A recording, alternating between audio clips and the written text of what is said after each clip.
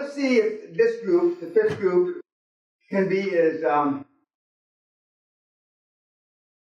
ignorant's the right word, as the first four groups. What case did you start with here? 9. Okay. I know a little about yours for some obvious reasons. And before, I'm not forgetting, but when you get in there and you listen to the other cases, this is not a sorority party. When you see something wrong, fucking speak up. It's like when you were, when the big fat guy came out to repossess your car. Remember? Okay. Speak fucking up.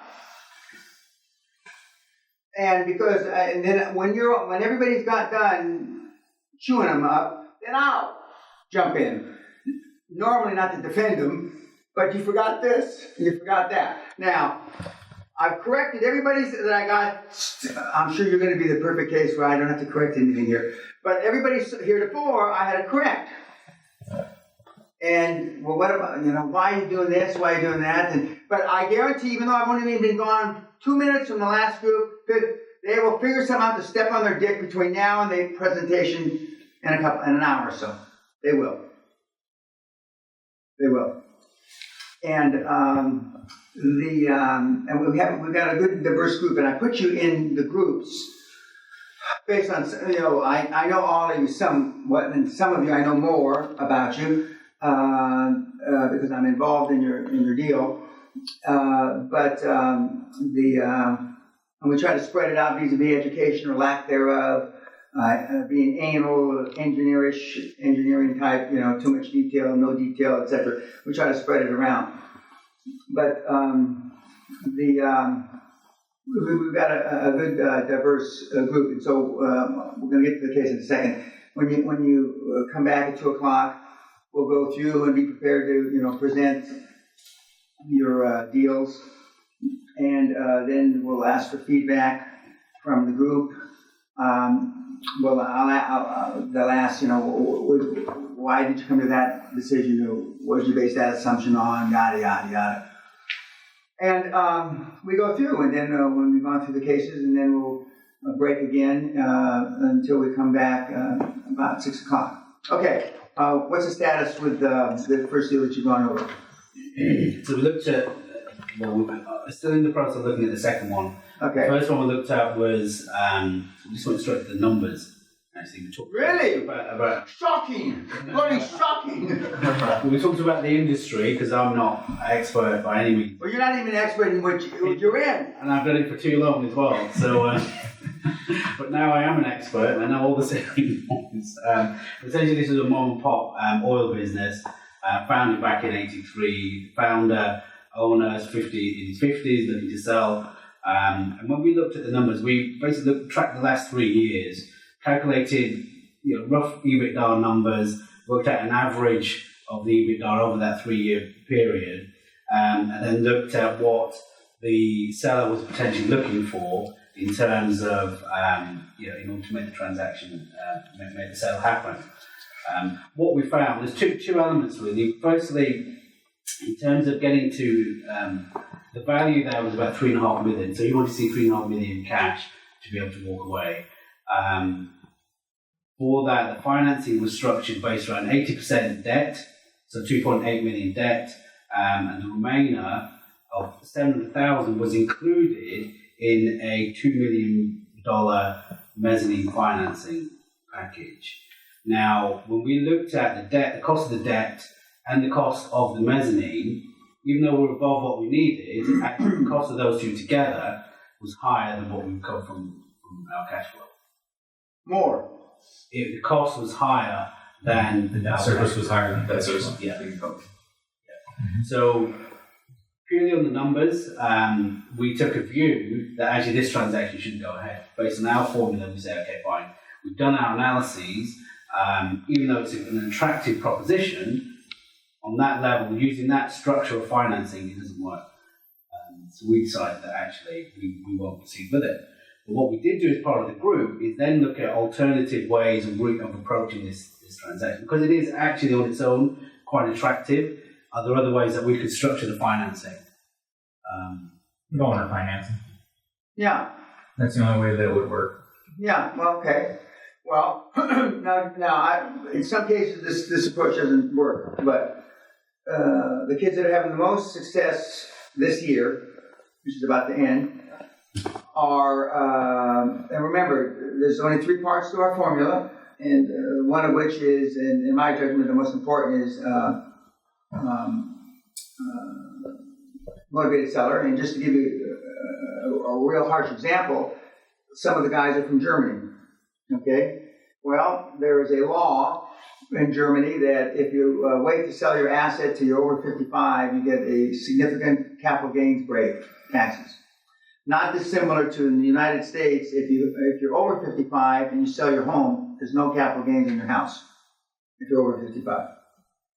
Okay? So if you got a $2 million house and that you only paid $1 million on, instead of paying the capital gains on $1 million, you pay 0 capital gains. So it's a big motivation for them not to sell till after 55. Well, in Germany, it's 55, but you have a reduction on capital gains. It's not just restricted to property or your home. And so I came in there just about when they were discussing how to make up this shortfall of how much they're going to lose the seller for selling before they're 55. And I stopped them.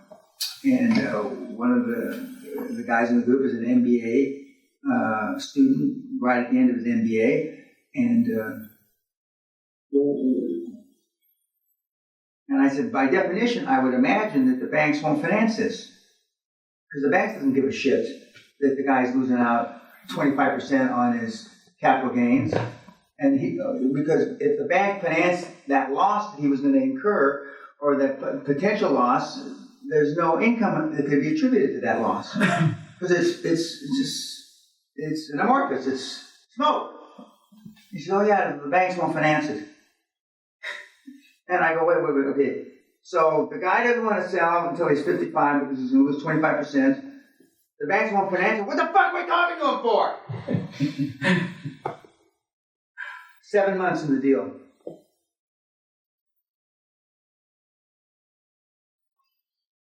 There's no reason to talk to him at all. 0. Now, what about the second deal? Now, when everybody goes, another German deal. Don't tell me. The guy's 49. Now he's 50. Now, next, because even if the cash flow covered the debt service on the regular deal, you're not going to be able to make up the 25% he's going to lose because he's going to have to pay a 25% more capital gain because he's not 55. He doesn't get that special dispensation, that reduction. So why even talk to those kind of people? Do we even give a shit about him, though? No, thank you very much. Okay. You don't give a shit about them, and that's, at the end of the day, you still give a shit about the sellers, and you shouldn't at all. Right. Thank you. Cash flow covers that service. That's it. How we don't care. And that's why, and even though I'm teased, and they still talk about me from the 80s, is that he had a stroke, and he's paralyzed this side of his body, and this side of his chin is hanging down here, and his wife's spitting up blood from emphysema. 3, 4, 5 months to live. That's a motivated seller. I mean it literally. That's the best case scenario. Yeah, and if they don't drop dead before the closing. I've even told them, you have a will or some shit? Because we just had one drop dead. Didn't have a will. His whole estate's in probate, intestate, without a fucking will. And now all the relatives that weren't interested in the fucking business they're like fucking vultures on the deal. So I've even had them sign wills. When you sign the deal this is the will. Now some people say, which is not true, that pin's under your foot, I had them sign their assets over to me. That's not true. That's only legend. That's only legend that they signed the assets over to me. They signed them over to my trust, not me. No, but seriously. So, so getting back to the non-motivated seller, goddamn, we got nothing to talk about. And now, the half a dozen guys that are, knocking it out of the park regularly now. Josh tells them to bring their tax returns to the first meeting. That's shocking. That's brutal in Britain. I mean, that would be shocking. Bring your tax returns to the first meeting?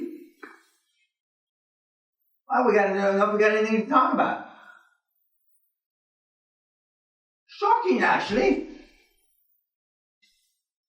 Bring your tax, because then, and if they don't have tax returns, next. Call me back when you get your taxes up to date. 1 year in arrears is fine. 1 year in arrears is fine. But if you don't have tax returns, and very few people rely on their tax returns. They may rely on QuickBooks and this, that, and other, but they won't rely on their tax returns. And there's a special deal the Inland Revenue and the IRS have. It's a snitch fund. You turn in somebody cheating on their tax, you get 10% of whatever the recovery is. The Inland Revenue, the IRS, and a few other big countries. Australia.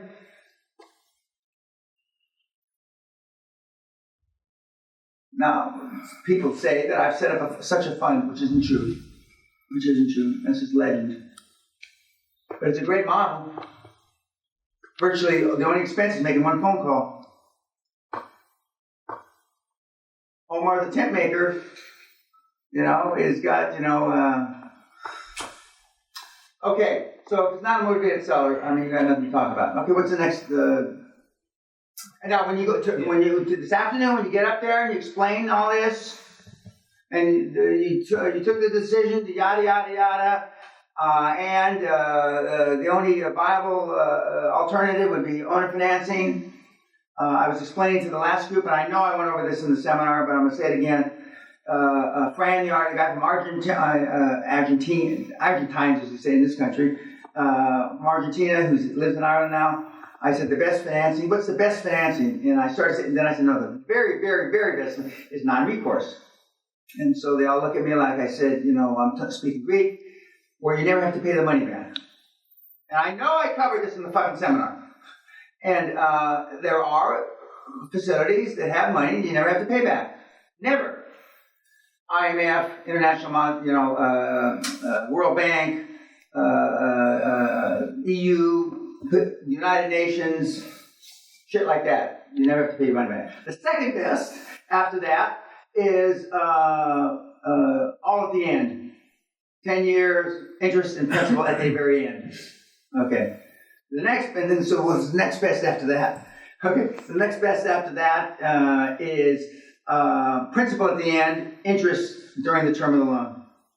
And of course, the very best is yearly or every 3 years for the interest. But I mean, then the next is interest and principal over the term of the loan. And but the non-recourse is, and I've seen guys get non-recourse money. And if you got one eye, you're black, you're Chinese, it's easier to get it. One-titted, one leg, one-eyed veteran from, it's easier to get it. It's easier to get it. On this transaction, we needed 3.5 million to do the deal. The amount of financing actually came to 4.8 million. Now, because we had that extra, and there was a significant chunk, or pretty much half of it, was mezz financing. It was very, very expensive.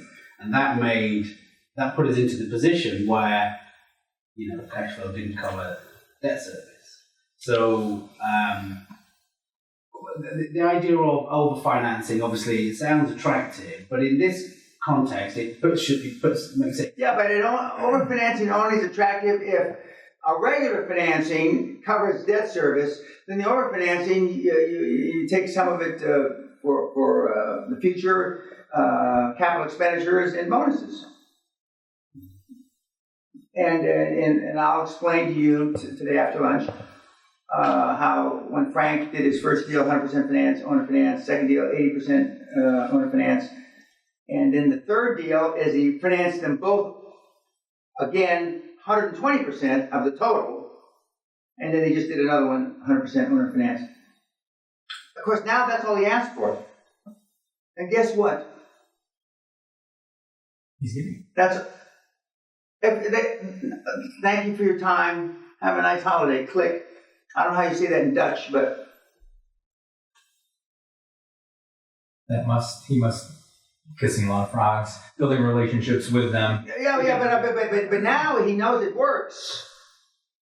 It took him 4 or 5 months because he happens to be well educated, you know, the right school, all that kind of shit, and polite. That's how you taught, you know. And he said it took a while to slap that out of me. Whether you went to the right school or not, you know, I still call you sirs and ma'ams and yes sir, because that's how I was taught. If I didn't, I get smacked. And then to this day, why I should call you sirs, God only knows. But that's my habit. That's my habit, and so that's still how that's how my kids talk. And I still open the door for women, which now the women look at me and want to spit on me. You know, I still do all that shit. But he's out of that. He's out of that default now. Okay, YouTube, we'll see you later. Thanks, guys.